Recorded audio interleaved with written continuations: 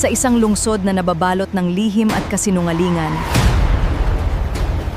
Mula sa mga may gawa nito, Mag-ingat ka sa mga anino sa iyong pananaw. Noong tag-araw ng 2001, sa isang liblib na bangin, 3 babaeng estudyante sa kolehiyo ang naglaho ng walang bakas. Ang lahat ng kanilang gamit ay naiwan sa kanilang tolda na nakabukas. Sa gitna ng lahat ng iyon, sila lamang ang nawawala. Ang kaso ay mabilis na isinara bilang isang simpleng paglalaho at unti-unting nakalimutan. Ngunit isang lumang cassette recorder na natagpuan mula sa putik ang nagbago ng lahat. May sumusunod sa atin, may tunog ng sasakyan, at sa huli, isang mababang boses ng lalaki. Sabihin mo kung saan mo itinago iyon, isang eksenang hindi sinasadyang nasaksihan. At ang 3 nawawalang dalaga. Ano nga ba ang kanilang nakita? Anong nangyari sa bangin nung gabing iyon? Ang kuwento ngayon ay hatid sa inyo ng silid na mga tala ng krimen. Mangyaring mag-subscribe at i-like ang aming channel. Malaking tulong ito upang may tala at may bahagi ang maganitong kaso na hindi pa nalulutas. Noong Sabado, Hulyo 28, 2001, alas 9 ng umaga, isang puting sedan ang bumusina sa harap ng isang cafe malapit sa isang universidad sa Katipunan Avenue, Quezon City. Ibinabang ng babaeng nasa driver's seat ang bintana at kamaway. Siya si Maria Ria Santos, 22 taong gulang, isang third-year fine arts student na kilala sa pagiging maliit at may bobcat na buhok. Siya ang planning officer ng kanilang University Travel Club. Isang metikulosong tao, palagi siyang gumagawa nga sulat kamay na listahan ng magadadalhin bago ang bawat biyahe. Mula sa kanto ng isang gusali, 2 babae na may malalaking backpack ang tumakbo papalapit. Isa si Isabela Bella Reyes, 20, isang second-year sociology major na may mahabang itim na buhok at salamin. Tahimik siya ngunit matalas ang obserbasyon. Sa tabi niya ay si Angela Gel Cruz, 22, isang third-year communication arts student.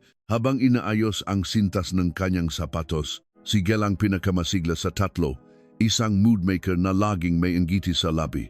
Ang init sa loob ng kotse, hindi, bukas ang aircon bilisan nyo na, naktawanan sila habang isinasakay ang magamit sa trunk. Ito ang biyahe na kanilang pinahandaan sa loob ng 1 linggo para sa kanilang summer break.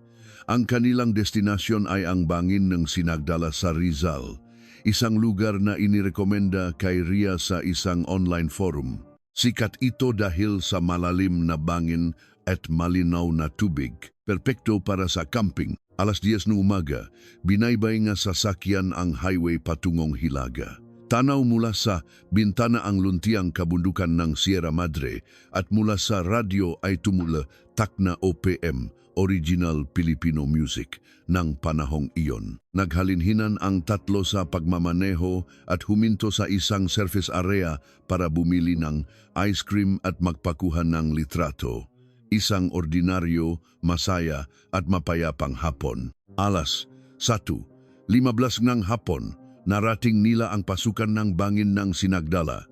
Dumaan ang kotse sa isang makitit na daan at huminto sa maliit na paradahan ng campsite. Maraming tolda ang makikita sa paligid ng bangin at maririnig ang tawanan ng mga pamilyang nagtatampisaw sa tubig. Ibinabang ang 3 ang kanilang magamit at nagtungo sa administration office para sa kanilang pwesto. Itinuro sila sa isang patak na lugar sa itaas na bahagi ng ilog. Napapaligiran ito ng mga puno at sa harap nito ay ang malinaw at malamig na tubig. Ang ganda dito, sigaw ni Gel habang nakadipa. Kinuha ni Bella ang kanyang kamera mula sa backpack at nagsimulang kunan ng litrato ang tanawin habang si Ria ay sinimulan ang pagtatayo ng tolda.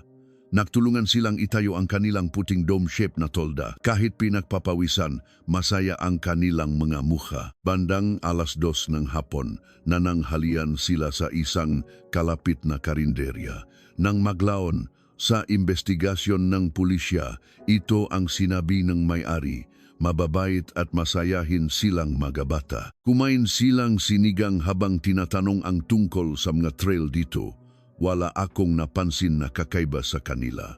Pagkatapos kumain, bumalik ang tatlo sa bangin at nagsimulang maglaro sa tubig. Inilubog nila ang kanilang mga paa sa malamig na tubig na hanggang bukong-bukong, nakbasaan at naktawanan. Kinuha ni Bella ang kanyang sketchbook at nagsimulang iguhit ang tanawin habang kinukunan siyang litrato ni Ria. Umakyat si Gel sa isang malaking bato at sumigaw, "Akyat kayo dito." Isang tipikal na hapon sa tag-araw para sa mga dalagang estudyante. Ngunit sa mapayapang sandaling iyon, isang maliit na lamat ang nagsimulang lumitaw. Bandang 4:00 hapon, bumalik si Ria sa tolda at kinuha ang kanyang diary mula sa bag. Isa itong maliit na notebook na may dilaw na pabalat na sanay siyang isulat ang manangyari sa bawat araw ng kanyang mga biyahe. Nang hawakan niya ang kanyang panulat, natigilan siya. Sa kabilang pampang ng ilog, mga 20 metro ang layo, 4 na lalaki ang naktatayo ng kanilang tolda. Mukha silang nasa unang bahagi ng kanilang 30S. Lahat ay matipuno ang pangangatawan at nakasuot ng t-shirt, ngunit ang kanilang tindig ay masyadong tuwid. Nagmistula silang masundalo o sinumang may katulad na pagsasanay. Isa sa kanila ang tumingin sa direksyon ni Ria at may sinabi, at ang tatlo pa ay lumingon din. Naktama ang kanilang nga mata sa isang iglap. Ngumiti ang mga lalaki at kumawe bilang pagbati. Pilit na ngumiti at kumawe pabalik si Ria. Iyon lang, walang espesyal na nangyari, ngunit ng gabing iyon, ito ang isinulat ni Ria sa kanyang diary. Ang mga lalaki sa kabilang tolda ay laging nakatingin sa amin. Alas 10 NJ Gabi, binalot NJ Dilimang Bangjin. Sa loob NJ Tolda, nagluto ang 3 NJ instant noodles at uminom NJ beer. Sa labas, huningam gakuliglich ang pumalit sa ingay ng siyudad at marahang naririnig ang agos ng ilog. Binuksan ni Bella ang kanyang flashlight at nagbasa ang libro. Tingnan natin ang bituin, sabi ni Gel at binuksan ang siper ng tolda. Sa sandaling iyon, narinig nila ang tawanan ng mga lalaki mula sa kabilang pampang. Uminom sila habang nag-usap. Isang normal na tanawin sa isang campsite. Ngunit may naramdamang hindi maganda si Bella. Pakiramdam niya, may nakatingin. Nang itaas niya ang kanyang mukha, nakita niya ang isa sa mga lalaki na matamang nakatitig sa kanila sa dilim. Nang maktama ang kanilang mga mata, dahan-dahang umiwas ng tingin ang lalaki. "Ria, hindi ba't medyo kakaiba sila?" Pabulong na sabi ni Bella. "Bakit? May ginawa ba sila?" "Wala naman. Pakiramdam ko lang, kanina pa sila nakatingin. Nag-aalala ka ng sobra. Mag-temper lang din sila tulad natin," sabi ni Ria na hindi ito masyadong pinansin. Ngunit hindi nawala ang pangamba ni Bella. Nang gabing iyon, muling binuksan ni Ria ang kanyang diary. Sa liwanag ng flashlight, idinagdag niya. Sinabi ni Bella na alala siya. "Medyo kakaiba rin ang pakiramdam ko." Kinabukasan, Linggo, Hulyo 29, 2001, bandang alas 8 ng umaga, napansin ng ibang makemper ang isang bagay na kakaiba. Ang pasukan ng puting tolda ay nakabukas ng maluwag at walang tao sa loob. Ang kanilang mga sapatos, bag at 3 cellphone na nakasaksak pa sa charger ay nandun. Ang susi ng kotse ay nakasaksak sa ignition. Ngunit ang 3 dalaga ay hindi matakpuan. Baka naglakad-lakad lang sila sa umaga, sabing taga-pamahalang Camp City at hindi ito pinansin. Nang hindi pa sila bumabalik kahit tanghali na, ilang camper ang nagsimulang maganap sa paligid ng bangin, ngunit wala silang nakita. Ang ulat ng pagkawala ay ginawa lamang pagkalipas ng 3 araw, Lunes, alas 2 ng hapon. Sa panahong iyon, 3 beses nang umulan ng malakas. Halos lahat ng ebidensya sa lugar ay nabura na. Ang ginintuang oras para sa paunang investigasyon ay nasayang na. At sa loob ng puting tolda, isang bakas ang naiwan. Sa isang pahinang dilaw na diary, nanginginig ang pagkakasulat ng isang salita, takot. Hulyo 28, 2001, 4:23 ng hapon. Habang marahang umagos ang ilog sa bangin, abala ang tatlong dalaga sa kani-kanilang gawain, si Ria ay nakaupo sa lilim sa harap ng tolda, nagsusulat sa kanyang diary. Si Bella ay nakaupo sa isang bato malapit sa ilog, nagbabasa. Si Gel naman ay naglalaro ng pagpapatalbog ng bato sa tubig, isang payapang tanawin sa hapon, ngunit hindi ito nagtagal. Sa kabilang pampang, mga 20 metro ang layo, nagtatayo ng tolda ang 4 na lalaki, mukha silang nasa 30 hes.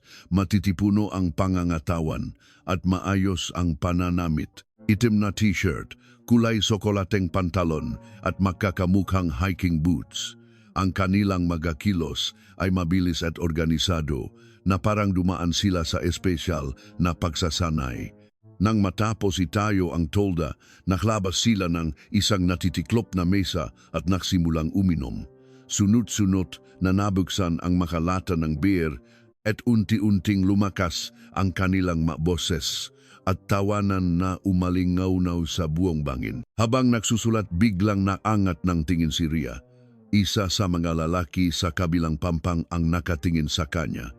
Nang magtama ang kanilang mata, ngumisi ang lalaki at kumawe. Tumango lang si Ria at ibinalik ang tingin sa diary. Ngunit ramdam niya ang patuloy na pagtitig. Makalipas ang ilang minuto, muling nakangat ng tingin si Ria.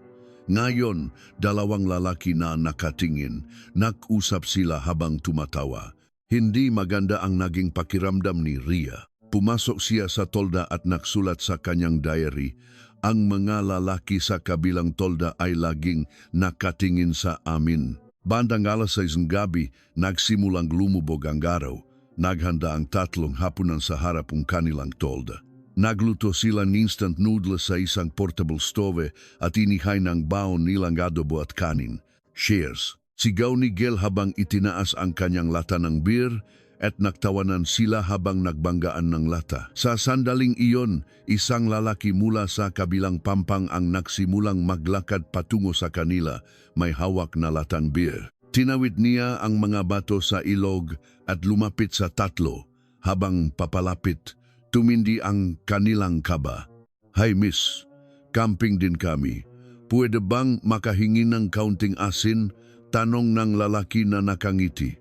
Mahinahon ang kanyang boses, ngunit hindi nakangiti ang kanyang mata. Matalas ang kanyang tingin. Nag-atubili si Ria, ngunit kinuha niya ang lalagyan ng asin mula sa kanyang backpack. "Ah, sige, heto. Salamat. Mga estudyante kayo. Saan kayo galing? Sa Maynila po." "Ah, ganun ba? Kami taga Rizal lang, may reunion." Ang ganda ng tanawin dito. Natural na ipinagpatuloy ng lalaki ang usapan. Ngunit ang kanyang mga mata ay tila sinusuri sila, lalo na kay Bella na matagal niyang tinitigan. Nakayuko lang si Bella, nakatingin sa lupa. "Sige, hihiramin ko lang itong asin, ibabalik ko mamaya."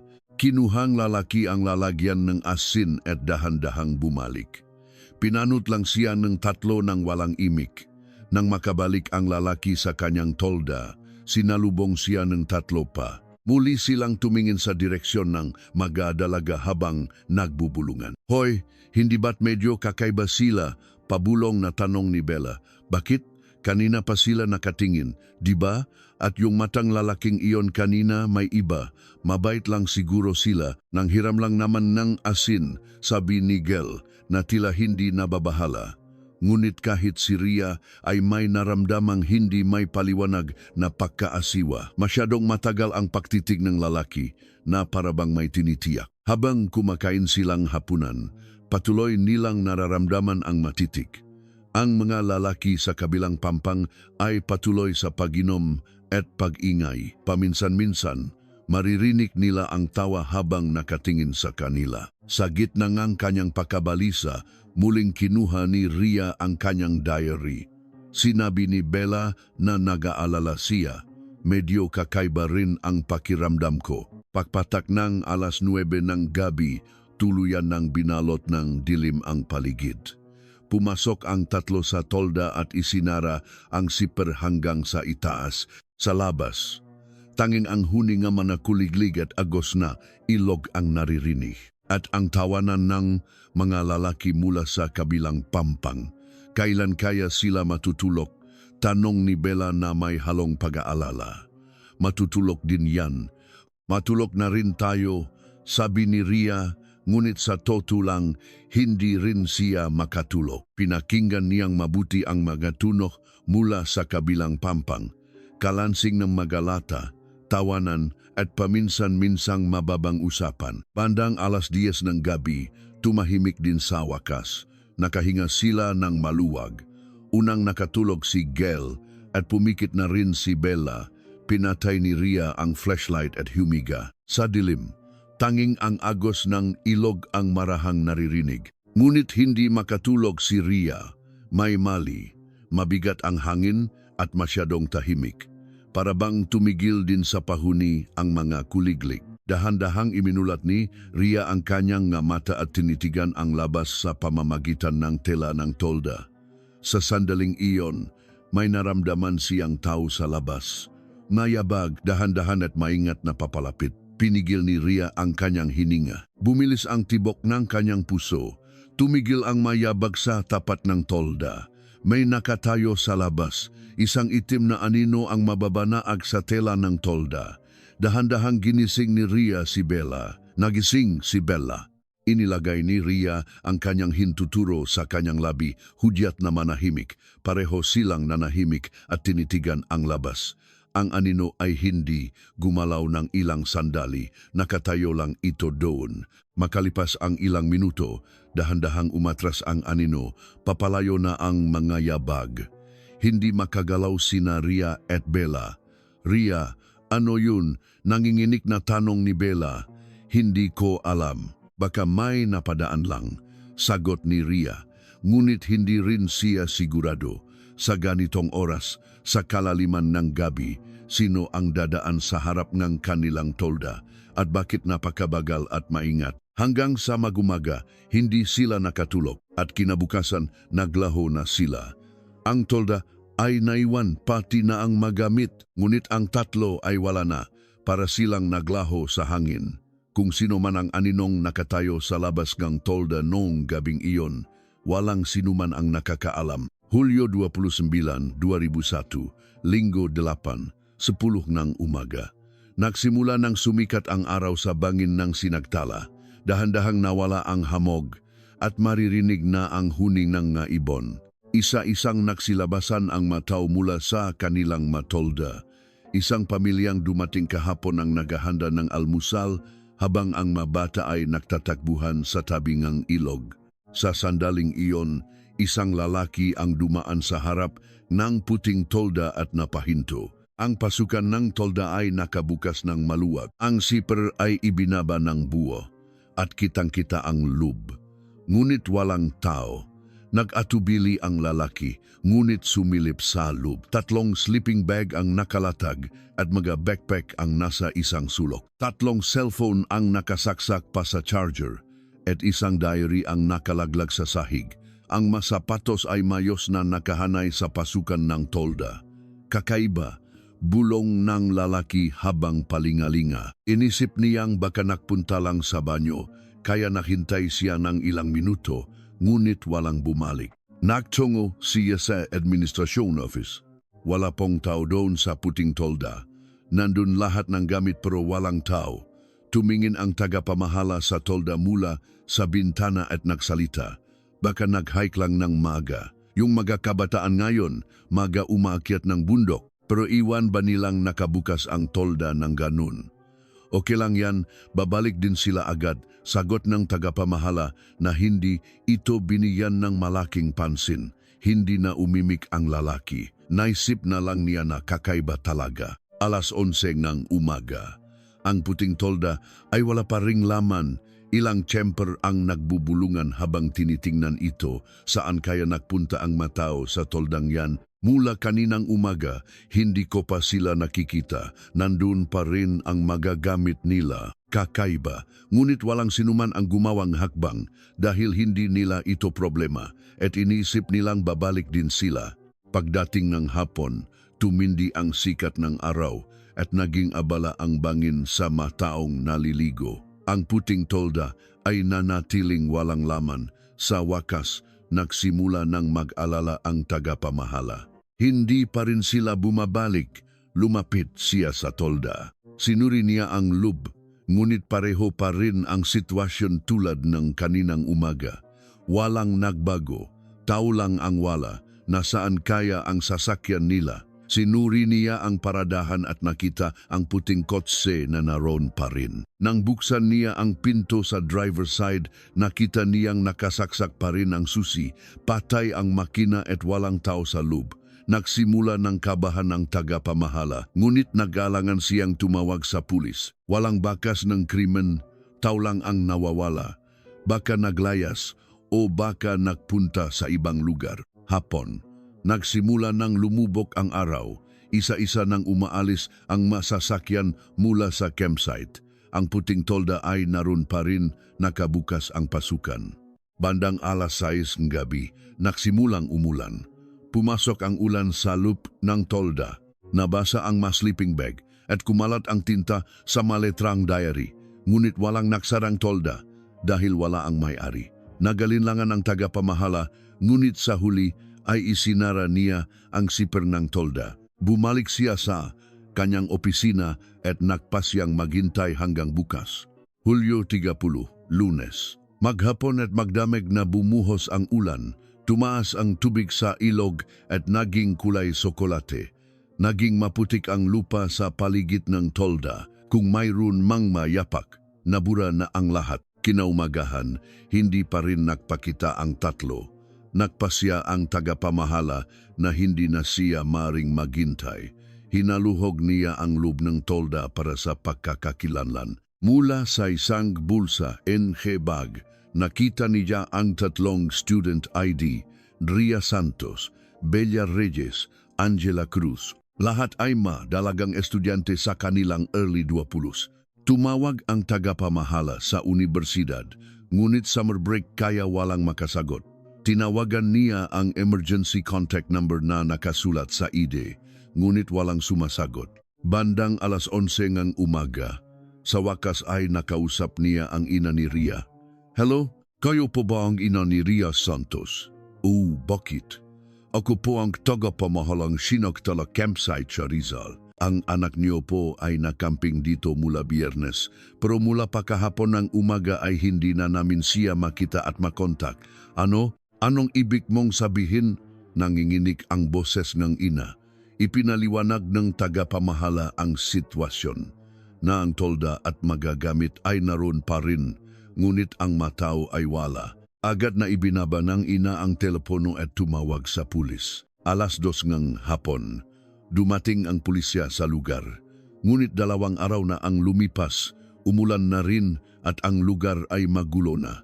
Hinaluhok ng mapulis ang paligid ng tolda, ngunit walang kakaibang bakas na natagpuan. Walang pilit na pagpaso o bakas ng away. Isang ordinaryong tolda lang. Nasaan ang sasakyan? Nasa paradahan pa po. Nakasaksak pa ang susi. Sinuri ng pulisya ang sasakyan. Nang buksan ang trunk, nandun pa rin ang kanilang travel bag, magadamit, toiletries, kahit ang kamera ay hindi dinala. Ang cellphone ay nasa loop ng tolda, nakasaksak pa sa charger. Lahat ng tatlo, kakaiba. Imposibleng umalis ang makabataan ngayon nang hindi dala ang kanilang cellphone. At ang iwanan ng lahat ng tatlo ay hindi kapanipaniwala. Nagsimulang magtanong ang pulisya sa ibang makemper, may kakaiba ba kayong napansin nung Sabadong gabi? Wala po, maaga kaming natulog. May narinig ba kayong anumang ingay? Karamihan ay umiling, walang nakakita o nakarinig ng anumang kakaiba, ngunit may isang testimonya silang nakuha. Noong Sabado ng hapon, may mga lalaki sa kabilang pampang ng puting tolda. 4 yata sila. Naalala ko, medyo maingay sila dahil nag-inom. Agad na hinanap ng pulisya ang malalaking iyon, ngunit umalis na pala sila noong Linggo ng madaling araw. Sinuri ang matala sa administration office, ngunit hindi man lang sila nag-iwan ng pangalan. Ilegal silang nagcamping doon. Walang CCTV. Hindi alam ang plaka ng sasakyan. Nawala na ang mga lead at ang kritikal na 72-hour golden time ay lumipas na. patuloy ang pag-ulan at ang ilog ay naging rumaragasang agos. Lahat ng bakas ay naanot na. Ang tatlong dalaga ay tila naglaho na lang sa hangin. Ang naiwan lamang ay isang puting tolda at isang basang diary. Hulyo 30, 2001, Lunes, alas 4 ng hapon. Dumating ang scene of the crime operatives, Soco, mula sa Rizal Provincial Police Office. Ang puting tolda ay pinalibutan ng dilaw na police line at ipinagbawal na ang pagpasok sa lugar. Maingat na pumasok sa tolda ang mga investigador na nakasuot ng puting guantes. Sunod-sunod ang kislap ng flash ng kamera. Itinala nila ang lahat, ang posisyon ng mga sleeping bag, ang ayos ng mga backpack, hanggang sa anggulo ng pagkakalagay ng mga cellphone. Tiniyak nilang walang makaliligtas na kahit maliit na detalye. Pagsusuri sa mga sleeping bag, 3, lahat nakalatag. Isa ay basang-basa, 2 ay bahagyang basa. 3 cellphone, tila lahat ay nakcha-charge, ubos na ang baterya. 3 pares ng sapatos, mayos na nakahanay sa pasukan ng tolda. Lahat ay normal, masyadong normal. Para bang saglit lang silang umalis. Ngunit 2 araw na ang lumipas at hindi pa sila bumabalik. Isang miyembro ng Soco ang pumulot ng dilaw na notebook mula sa sahig ng tolda. Isang diary, nakasulat sa pabalat. Ria S. Ang huling ilang pahina ay basa at kumalat ang tinta, ngunit karamihan ay nababasa pa. Natakpuan ang diary, kukunin bilang ebidensya. Inilagay ang diary sa isang transparent evidence bag. Sa oras na yon, walang nakakaalam na ito ang magiging pinakamahalagang ebidensya sa kaso. Bandang alas 5 hapon, isang kakaibang bagay ang natuklasan sa likod ng tolda. Tingnan niyo rito. Itinuro ng isang investigador ang likurang bahagi ng tolda. May punit sa tela. Mas partikular, isang punit mula sa loob palabas. Hindi ang zipper, kundi ang mismong tela ang napunit. Ito'y pinunit mula sa loob palabas. Tila may nagmadaling tumakas. Bakit hindi ginamit ang zipper? Walang oras o hindi makapunta sa may pasukan? Kinunan ng detalyadong larawan ng Soco ang punit. Ang mga hibla ng tela ay nakalabas at ang gilid ay magaspang. Bakas ng sapilitang pagpunit gamit ang kamay. May dugo ba? Wala sa tela. Susuriin pa natin ang paligid. Hinalohok no Soco ang 10 metrong radius sa paligid ng tolda. Binaligtat ang mga bato, hinavi ang mga damo at hinukay ang lupa. At sa isang siwang ng bato, 5 metro mula sa tolda, may natakpuan sila, may nakitang panyo, isang puting panyo, may burda ng puntas, pambabae. Ngunit sa isang sulok nito, may mansangang kulay kape, mukhang dugo ito. Agad na inilagay ang panyo sa evidence bag at ipinadala sa crime lab para sa DNA testing. Alas 6 ng gabi, sinimulan ang pagsusuri sa sasakyan. Ang puting kotse ay nakaparada pa rin sa isang sulok ng paradahan. Hindi nakalok ang pinto at ang susi ay nasa ignition. Binuksan ang investigador ang pinto at sinuri ang loob. Walang kakaibang bakas sa upuan ng driver at pasahero. Sa likod na upuan, may mga balat ng chichirya at mga basyong bota ng soft drinks. Isang ordinaryong itsura ng sasakyang ginamit sa biyahe.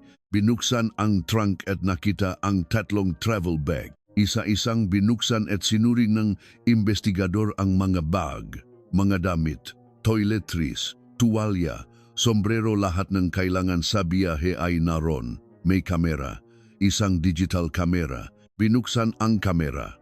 May baterya pa. Sinimulang tingnan ang manaka-safe na larawan.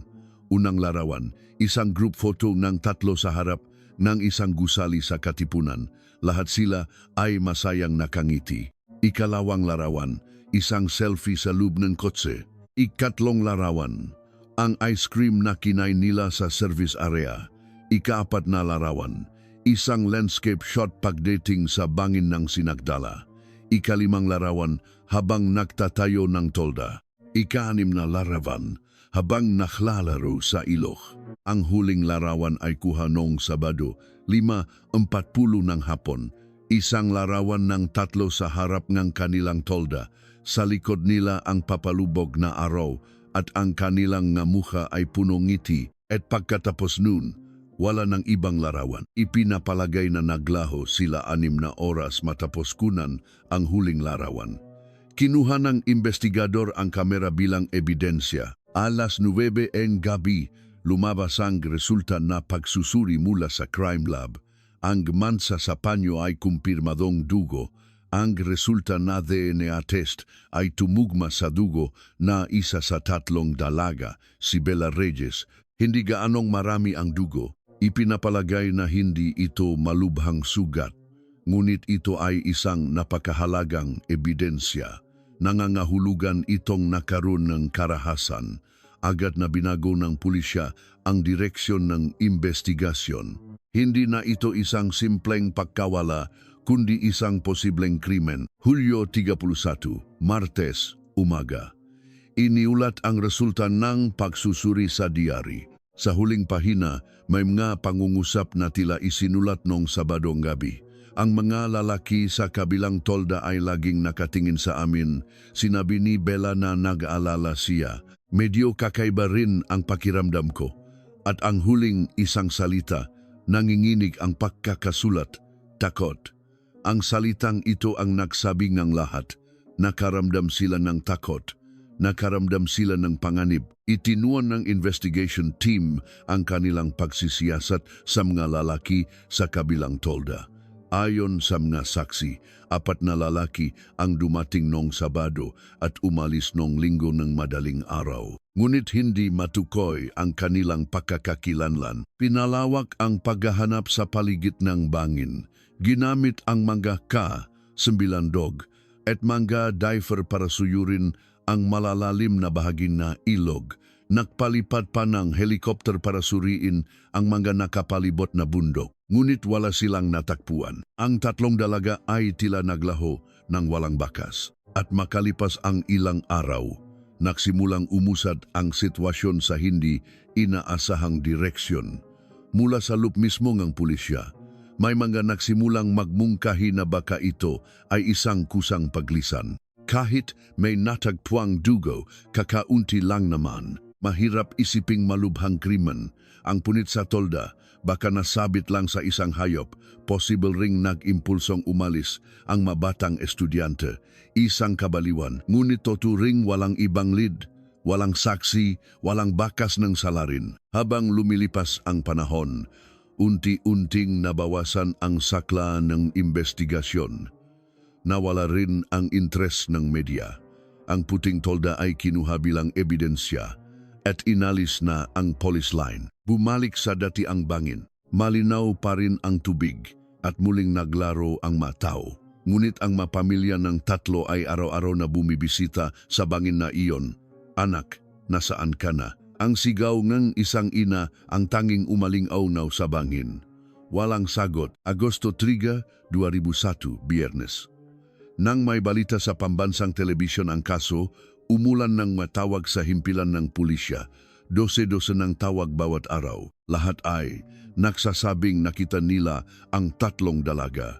Nakita ko sila sa Cubao Bus Terminal. Sigurado ako sila yun. Ang unang impormante ay isang lalaking nasa 50 sayos. Iginiit niyang nakita niya ang 3 kabataang babae noong Linggo ng tanghali sa isang bus terminal. Paano kayo nakasisiguro na sila iyon? Kamukhang-kamukha nila ang mga nasa larawan sa balita. May mga backpack sila at nag-usap. Agad na nagtungo ang mga pulis sa Cubao. Sinuri ang CCTV ng bus terminal. Ngunit sa araw na iyon, daan-daang tao ang dumaan at maraming kababaihan na halos kasing edad nila. Sila po ba ito? Nang ipakita ang kuhaeng CCTV, nakatubili ang lalaki. Parang sila pero hindi ako sigurado. Sa huli, hindi ito nakumpirma. Agosto 5, isang pangalawang impormasyon ang dumating. Nakita ko ang mag-estudyanteng yan sa isang hotel sa Baguio.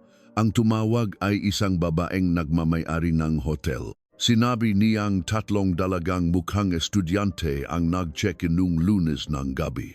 Kailan po eksakto? Lunes ng gabi, bandang alas 7. Nag-check-in sila at umalis noong Martes ng umaga. Nakita niyo po ba nang malinaw ang kanilang nga mukha?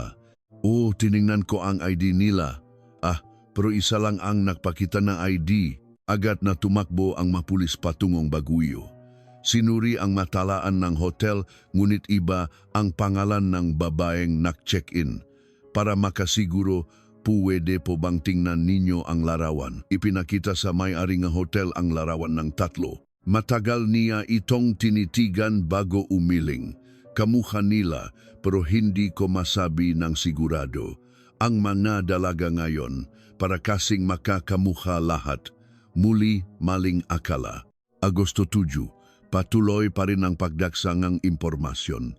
Nakita ko sila sa MRT. Nakita ko silang naliligo sa La Union. Nakita ko silang namimili sa isang palengke sa Cebu. Mayroon pang impormasyon na nakita sila sa Davao. Sinuring ang pulisya ang lahat ng impormasyon, ngunit walang kahit isa ang kapanipaniwala. Nakita lang ng mga tao ang larawan sa balita at napagkamalan ang sinumang makakamukhang grupo ng tatlo o kaya may mga nagsinungaling para lang makakuha ng atensyon. Napagod ang investigation team. Paulit-ulit lang ang mga maling akala. Ngunit noong Agosto 10, isang impormasyon na kapansin-pansin ang dumating. Ang tumawag ay isang 60 anyos na lalaki na nagmamay-ari ng isang maliit na malapit sa bangin ng Sinagdala. Tumawag ako dahil sa balita. Nung gabing iyon, may nakita akong kakaibang sasakyan. Anong klaseng sasakyan po? Isang itim na SUV. Nung Sabado ng gabi, nga alas 11, nakita kong pumasok ito sa direksyon ng bangin. Nagbago ang kilos ng mga pulis. Iba ito sa mga naunang impormasyon. Tiyak at tumpak ang oras. Mari po bang magbigay kayong karagdagang detalye? Noong gabing iyon, lumabas ako para magbanyo nang makita ko ang mailawng sasakyan. Pero halos hindi ko marinig ang tunog ng makina. Dahan-dahan at tahimik itong pumasok. Nakita niyo po ba ang plaka ng sasakyan? Hindi madilim. Ang alam ko lang, isa itong malaking itim na sasakyan.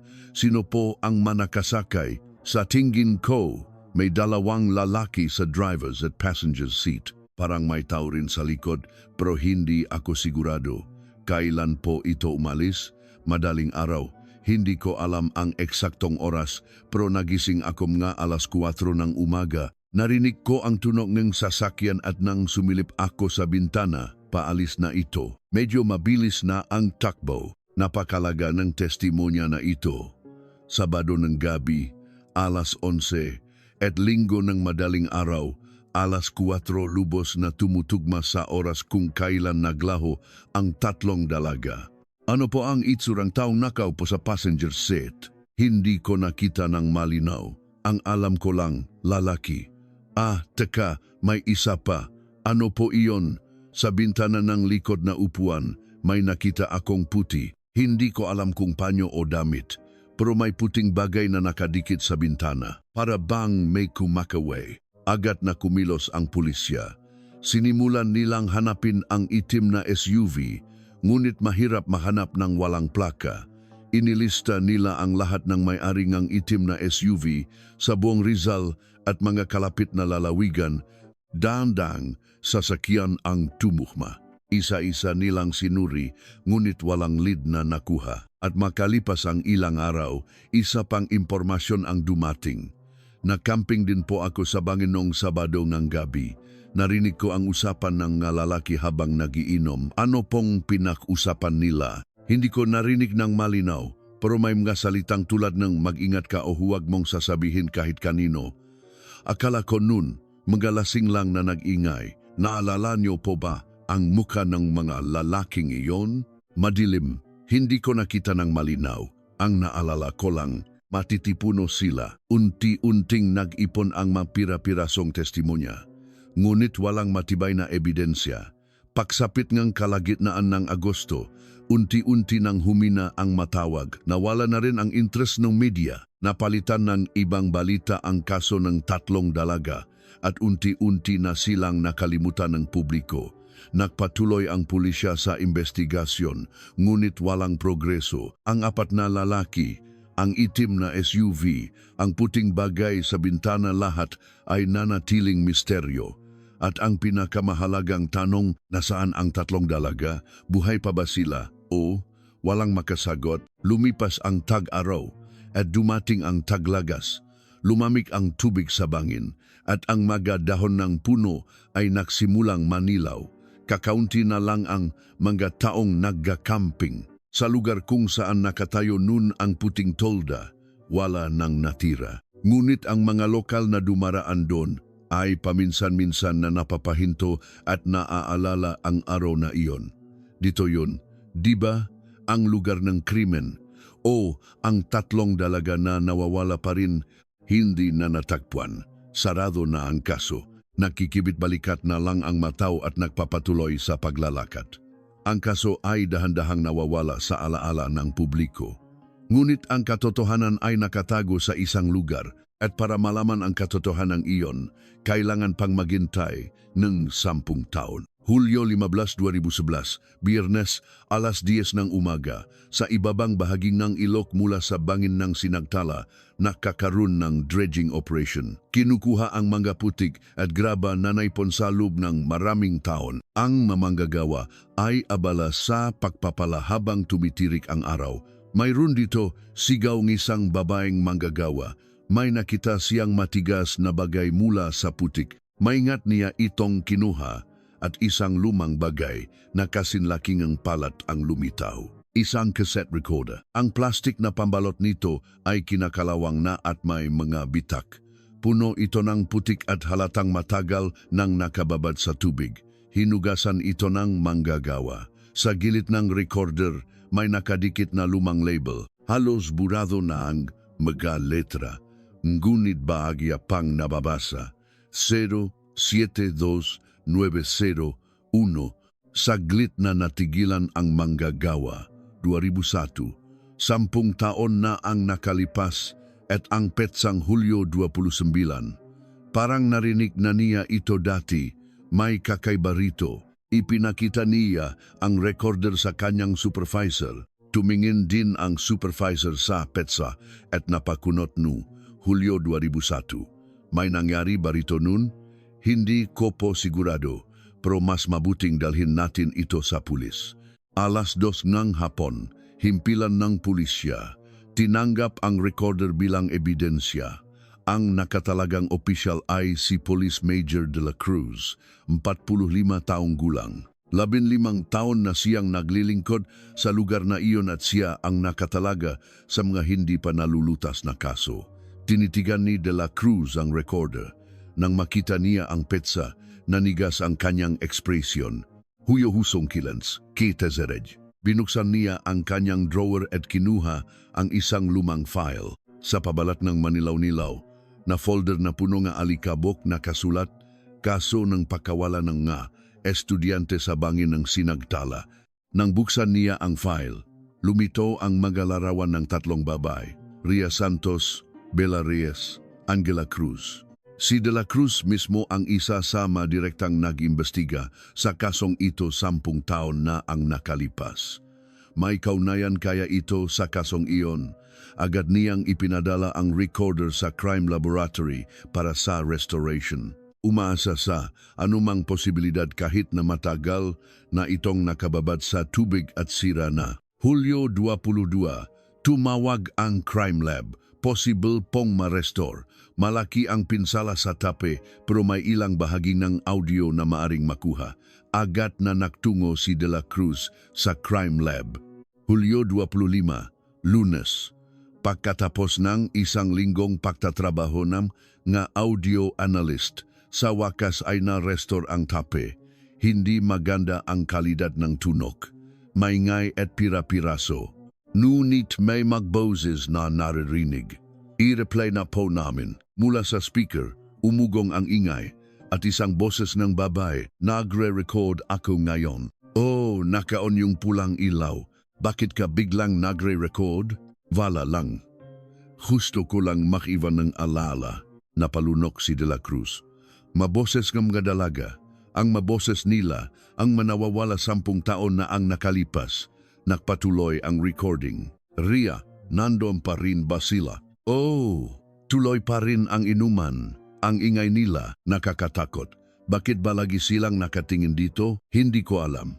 Hayaan mo na lang sila. Ilang sandaling katahimikan. At muling umaling-aw-ngaw ang mga boses. Bella, okay ka lang? Oh, kinakabahan lang ako. Tulad ng isinulat ko sa diary, kakaiba na sila mula pa kaninang hapon. Nag-aalala ka lang ng sobra. 3 naman tayo, kaya okay lang yan. Hanggang dito, ordinaryo pa ang usapan. Ngunit sa susunod na bahagi, nakbago ang lahat. Biglang naputol ang recording. Ilang segundong katahimikan at nang muling tumunog, ibang-iba na ang mga tunog sa background. Makayabak, mabilis na paktakbo. Bilisan nyo, may sumusunod sa atin. Nanginginig ang boses ng babae. Punong takot. Takbo, bilisan nyo. May tunog ng sasakyan. Bella, takbo. Mahigpit na ikinuyom ni De La Cruz ang kanyang kamao. Bumibilis ang tibok ng kanyang puso. Sa recording, narinig ang ugong ng makina ng sasakyan. Papalapit at ang mga sigaw ng mga babae. Hindi, dito tayo. Paano nato? Isang malakas na kalabog, pahingal, at isang boses ng lalaki. Huminto kayo diyan. Isang hindi kilalang boses ng lalaki. Magaspang, mababa at mabigat. Isang boses na nag-utos. Parang awan nyo na wala kaming nakita. Boses ni Bella may kasamang pag-iyak. Wala kaming nakita, parang awan nyo na, pakawalan nyo kami. Saan mo itinago? Muling umalingaw-ngaw. Ang boses ng lalaki. Alam naming nakita nyo. Sabihin nyo kung saan nyo itinago. Wala po talaga kaming alam. Mga estudyante lang kami na nakamping. Sinungaling. Nakita namin kayong kumukuhang litrato. Ilang sandaling katahimikan at ang humihigbing boses ng isang babae. Ang nakita namin ay tao. Dito, biglang yumanig ang recording na parabang nahulog ang recorder. Isang malakas na ingay ang sumabog at ang huling tunog. Isang maikli at matinis na sigaw at biglang naputol ang recording. Ilang sandali, hindi nakapagsalita si De La Cruz. Binalot ng mabigat na katahimikan ang silid. Iyon na po ba ang lahat? Opo, dito naputol ang tape. Maring nasira o sa pilitang pinatigil ang pag-record. Possible bang suriin ang mga boses? Opo, 3 boses ng babae at hindi bababa sa isang boses ng lalaki. Ang maboses ng babae ay maaring itukma sa kanilang nakaraang record ng tawag para makumpirma. Muling binuksan ni De La Cruz ang file. Ang testimonya ng pamilya at kaibigan 10 taon na ang nakalipas. Matapos ang pagsusuri, lubos na tumugma ang boses. Ria Santos, Bella Reyes, Angela Cruz. Walang duda, ang mga sa recording ay may nakita. Isang bagay na hindi dapat makita. At dahil doon, hinabol sila. Ang nakita namin ay tao. Ang huling salita ni Bella, hindi man narinig ang kasunod, sapat na ito para mahulaan. Nagpasya si De La Cruz na muling buksan ang kaso pagkatapos ng 10 taon. Hindi pa tapos ang katotohanan. At ang katotohanan iyon ay mas madilim at mas malalim pa kaysa sa kanyang inaakala. Hulyo 27, 2011, Miyerkules, alas 9 ng umaga. Sa isang conference room sa Rizal PPO, nakatayo si Mayor De La Cruz sa harap ng isang whiteboard. Nakadikit dito ang madokumento mula sa kaso 10 taon na ang nakalipas, magalarawan ng 3 dalaga, ng puting tolda at ng bagong tuklas na cassette recorder.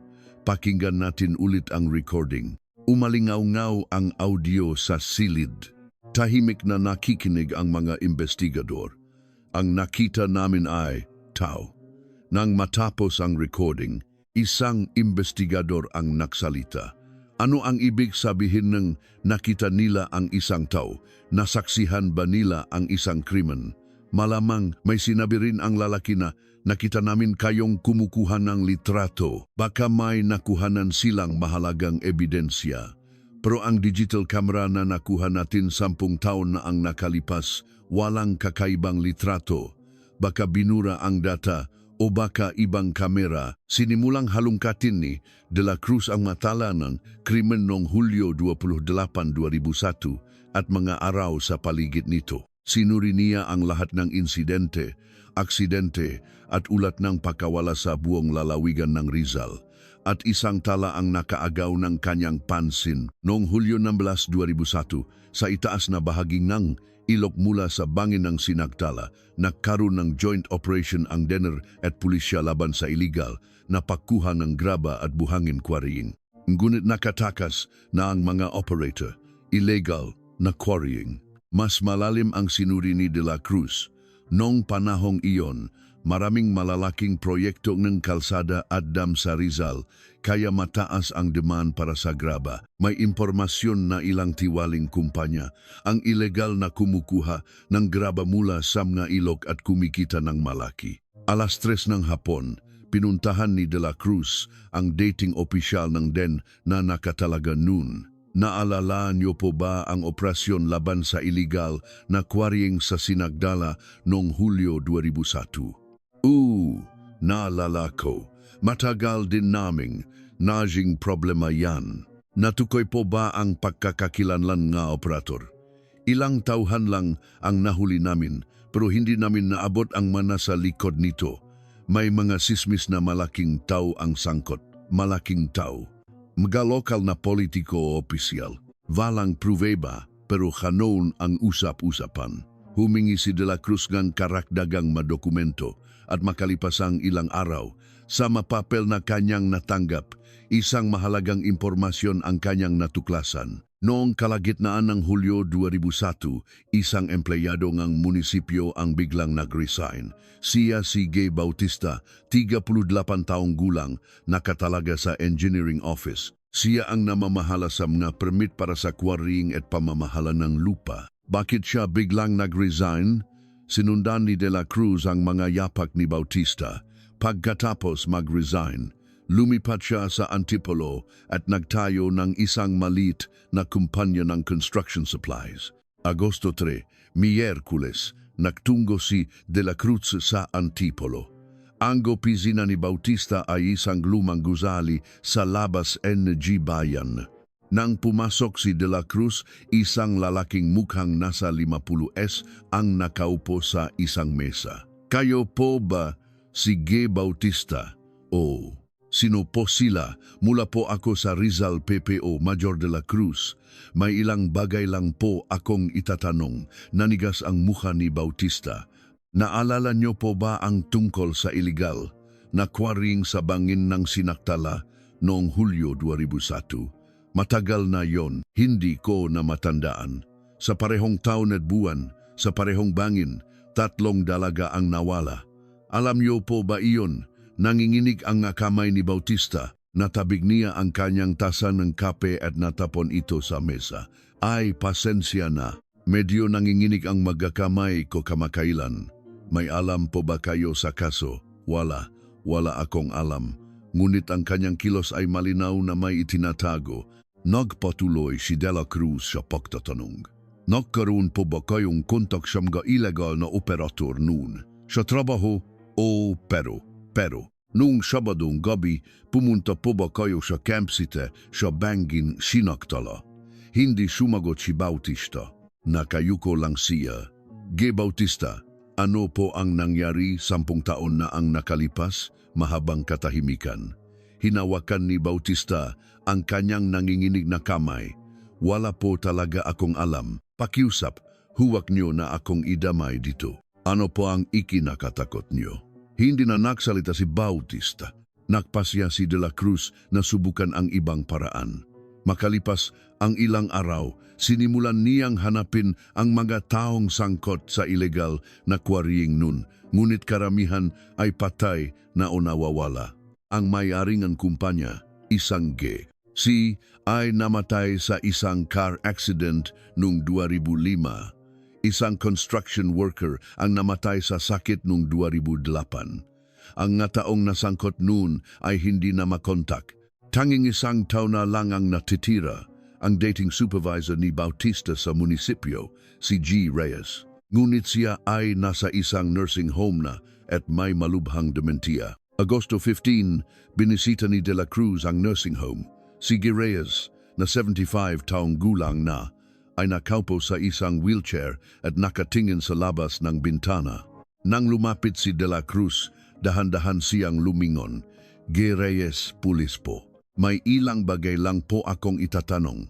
Pulis, may nangyari ba 2001 sa bangin ng Sinagdala? Naalala niyo po ba? Kumislap ang mga mata ni Reyes.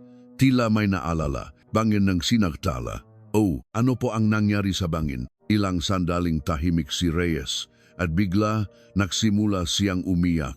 Hindi namin dapat nakita yon.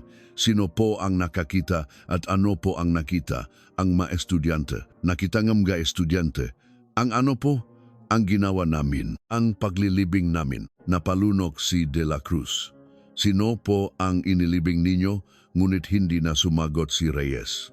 Paulit-ulit lang niyang sinasabi, hindi namin dapat nakita. Hindi dapat nakita.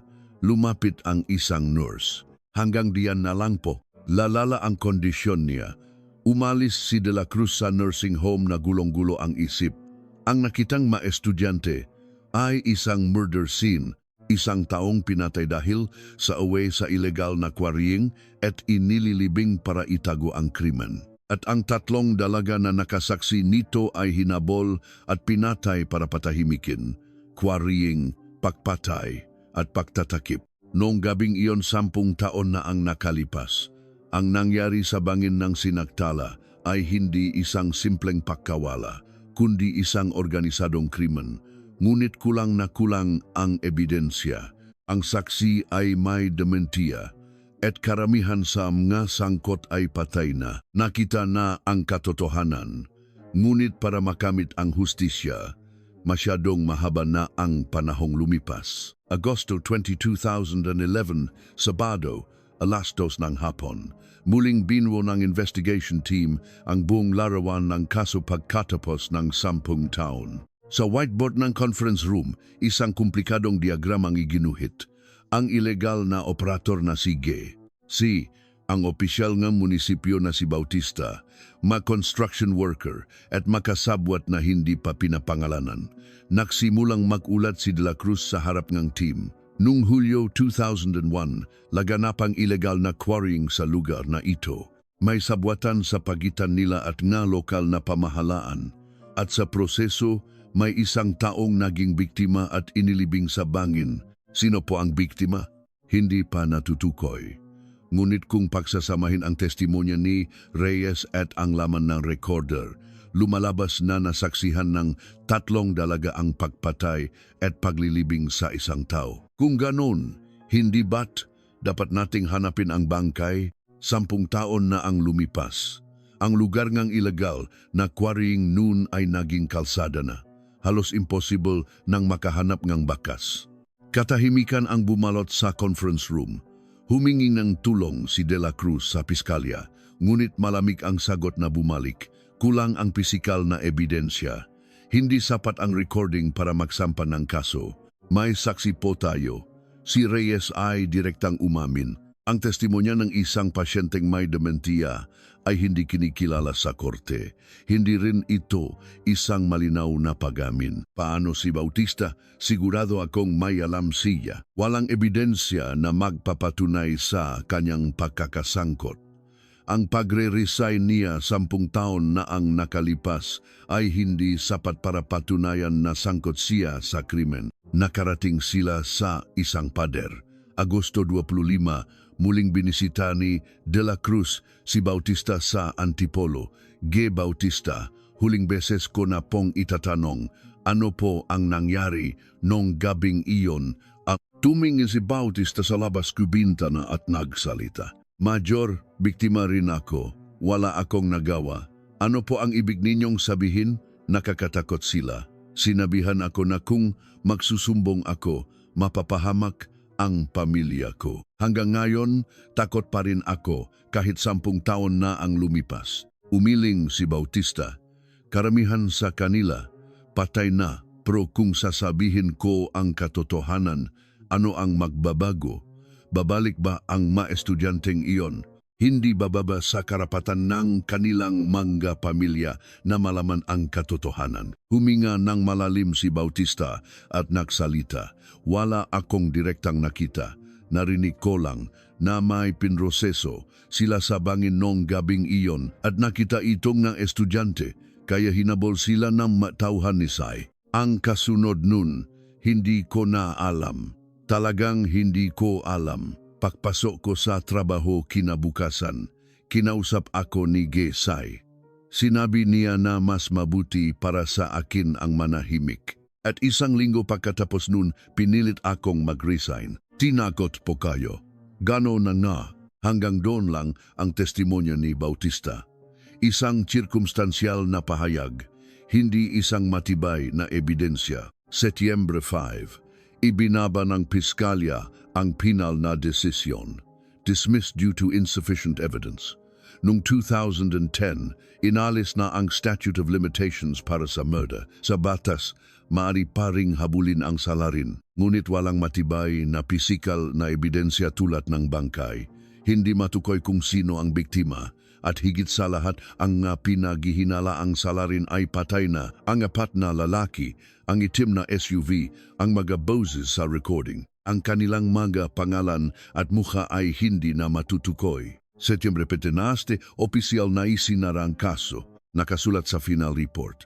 Ang kaso ng pagkawalan ng mga estudyante sa bangin ng Sinagtala noong Hulyo 28, 2001 ay ipinapalagay na may kaugnayan sa isang krimen na konektado sa illegal na quarrying. Ang mabiktima ay pinaniniwala ang nakasaksi ngang isang krimen at pininsala ng mataong nagtangkang maktakip dito. Gayunpaman, dahil sa imposibilidad na matukoy ang biktima, kakulangan ng pisikal na ebidensya at ang katotohanan ang pangunahing sangkot ay pumanaw na, ang pagsasampa ng kaso ay imposible. Ang kasong ito ay isinasara dahil sa kabiguang matukoy ang buong katotohanan. Habang binabasa ang ulat, mahigpit na ikinuyom ni De La Cruz ang kanyang kamao, nalinaw ang katotohanan, ngunit hindi nakamit ang hustisya. Tinawagan niya ang makapamilya ng 3 dalaga. Setyembre 20, Martes, alas 3 ng hapon, sa isang silid sa himpilan ng pulisya, nakipakita si De La Cruz sa ina ni Ria. Ang buhok niya ay puti na at malalim na ang maguhit sa kanyang mukha. Malaki ang ipinagbago niya sa loob ng 10 taon. Ginang, natagpuan po ang isang recorder. Maingat na nagsalita si De La Cruz at ipinarinig ang na-restore na audio. Habang pinapakinggan ang boses ng kanyang anak, umiyak ng umiyak ang ina. Ria, ang mahal kong Ria. Nang matapos ang recording, nanginginig niyang tinanong, nahuli na po ba ang may sala? Yumuko ng malalim si De La Cruz, paumanhin po, kulang po ang ebidensya. Karamihan sa mga sangkot ay pumanaw na. Ibig sabihin, walang mananagot, umagulgol ang gina. Walang gumasabi si De La Cruz. Hindi bababasa, nalaman natin ang katotohanan. Kung gano ang sinapit ni Ria, Bella at Jel, ano ang magbabago kung malaman ko ang katotohanan? Hindi nababalik ang anak ko. Malamig ngunit toto. Nalinaw ang katotohanan. Ngunit ang katotohanan iyon ay hindi kayang parusahan ang sinuman. 10 taon na walang ebidensya. Patay na mga salarin. Hindi nakamit ang hustisya. Nang gabing iyon, mag-isang naiwan si Major De La Cruz sa kanyang opisina at isinara ang file. Isang pulang selyo na case-closed ang nakatatak sa pabalat. Ngunit alam niya, hindi pa tapos ang kasong ito. Sa isang lugar, may mataong nabubuhay pa na dala-dala ang katotohanan ng araw na iyon. Sa isang lugar, ang 3 dalaga ay natutulog pa at ang katotohanan iyon, balang araw, ay tiyak na lalabas. Gaano man katagal ang lumipas, ang katotohanan ay hindi mawawala. Hulyo 28, 2025, Lunes, alas 10 ng umaga, ang ika-24 na tag-araw mula nang mangyari ang insidente sa bangin ng Sinagtala. Malinaw pa rin ang tubig sa ilog at sumisinag ang araw sa pagitan ng maluntiang puno. Maririnig ang tawanan ng mga pamilyang naliligo. Ang eksena ay parehong-pareho sa araw na iyon, 24 na taon na ang nakalipas. Isang babae ang nakatayo sa patag na lugar sa itaas na bahagi ng ilog, ang ina ni Rhea. Mahigit 70 taong gulang na, hukot na ang likod at mabagal ng maglakad, ngunit taon-taon, tuwing sasapit ang panahong ito, palagi siyang bumibisita. Hawak niya ang 3 puting bulaklak. Rhea, nandito na si Mama. Dahan-dahang inilagay ng ina ang mabulaklak sa isang bato at ilang sandaling tumayo ron. Umihip ang hangin. Marahang umalingaw-ngaw ang agos ng ilog. Tuwing naamoy niya ang tag-araw, pakiramdam niya naririnig niya ang boses ng kanyang anak. Ipinikit ng ina ang kanyang mata at nakinig. Sa pagitan ng agos ng tubig at ihip ng hangin, tila narinig niya ang tawanan ng kanyang anak. Ma, aalis na po kami. Mag-iingat ka, anak. Opo, huwag kayong mag-alala. Babalik din kami agad. Ngunit hindi na bumalik ang kanyang anak. 24 na taon na, hindi pa rin siya bumabalik. Dahan-dahang umupo ang ina. Mula sa kanyang bag, kinuha niya ang isang lumang notebook. Isang notebook na may dilaw na pabalat. Ang ebidensyang ibinalik sa kanya ng pulisya 10 taon na ang nakalipas. Binuklat niya ang mga pahina. Puno ito ngang sulat kamay ng kanyang anak. Hulyo 28, 2001. Sa wakas, nakarating na kami sa bangin ng Sinaktala. Ang unang biyahe naming 3. Sobrang linaw ng tubig dito. Gagawa kami ng alaala na hindi malilimutan. Hinaplos ng ina ang mga salitang iyon, tumulo ang kanyang luha at nabasa ang mga letra, ang huling pahina, ang nanginginig na sulat. Takot, ang 2 salitang ito ang huling tala ang kanyang anak. Bandang 11:00 ng umaga, isang lalaki ang lumapit. Si De La Cruz, isang retiradong major na nasa kalagitnaan ng kanyang 60s. Nakretiro siya noong 2015. Ngunit taon-taon, sa araw na ito, binibisita niya ang lugar. Ginang, nakarating po pala kayo ulit. Major De La Cruz, magkatabi silang tumingin sa bangin. Hanggang ngayon, napapanaginipan ko pa rin ang mga boses nila sa recorder. Pabulong na sabi ni De La Cruz. Ako rin. Paulit-ulit kong naririnig ang sigaw ni Rhea na takbo. Wala tayong naparusahan. Patawarin niyo po ako. Hindi niyo po kasalanan. Masyadong mahaba lang talaga ang panahong lumipas. Katahimikan. Tanging ang agos ng ilog ang maririnig. Pero hindi ba't nalinaw ang katotohanan kung bakit nawala sina Rhea, Bella at Gel? Yun pa lang, natihilan ang ina. Gusto niyang sabihin na sapat na iyon, ngunit hindi iyon ang tunay niyang nararamdaman. Kahit alam niya ang katotohanan, hindi na babalik ang kanyang anak, hindi na parusahan ang may sala, hindi nakamit ang hustisya, ngunit hindi bababasa, maaari nilang alalahanin. Major, naalala pa kaya ngang mataw ang kasong ito? Hindi ko po masabi. Sa paglipas ng panahon, baka makalimutan ng lahat. Hindi pwede. Hindi sila dapat makalimutan. Itinaas ng ina ang kanyang mukha. May matibay na determinasyon sa kanyang mata, dapat may makaalala kung bakit sila nawala, kung bakit hindi na sila nakabalik, kung hindi, maulit lang ito. Malalim na tumango si De La Cruz. Kaya itatala ko po ang lahat, ang buong investigasyon nun. Para balang araw, may muling tumingin sa kasong ito. Salamat po. 1:00 ng hapon, tumayo ang ina. Kailangan ko nang umalis. May usapan kaming makita ng maina ni Bella at Gel. Makakasama po kayo. Oh, taon-taon, sa araw na ito, nakikita kaming 3. Ang ina ni Rhea, ina ni Bella at ina ni Gel. Hanggat naalala namin sila, hindi sila mawawala. Muling tiningnan ng ina ang mga bulaklak at dahan-dahang nagsimulang maglakad palayo. Minsan siyang lumingon. Kumikinang ang sikat ng araw sa ibabaw ng tubig at ginagalaw ng hangin ang mga dahon. Isang tanawin ng tag-araw. Sa isang lugar sa tanawing iyon, tila nakangiti pa rin ang 22 anyos na si Ria. Ma, alis na po kami. Mag-ingat ka. Opo, babalik din kami agad. Ngunit hindi na bumalik ang kanyang anak. Naiwan siya sa isang tag-araw na hindi na natapos. Hanggang ngayon, 2025, ang kaso ng pagkawala ng na estudyante sa bangin ng Sinagtala ay nananatiling hindi nalulutas. Ang tatlong dalaga, sina Ria Santos, Bella Reyes at Angela Cruz, ay hindi pa rin natatagpuan. Hindi lang sila simpleng nawawalang tao. Sila ay saksi sa katotohanan, biktima dahil nakita nila ang hindi dapat makita. Ang recorder na natagpuan noong 2011 ay nagpatunay na sila ay buhay hanggang sa kanilang huling sandali. Na kahit sa gitna ng panganib, sinubukan nilang magiwan ng katotohanan. Ngunit inagaw ng panahon ang lahat, nawala ang ebidensya, namatay ang mag-asalarin at hindi nakamit ang hustisya, ngunit nagpapatuloy ang kuwento. Hanggat naalala ng kanilang mapamilya, hanggat may nakukuwento ng kasong ito, hindi mawawala ang mga boses ng tatlong dalaga.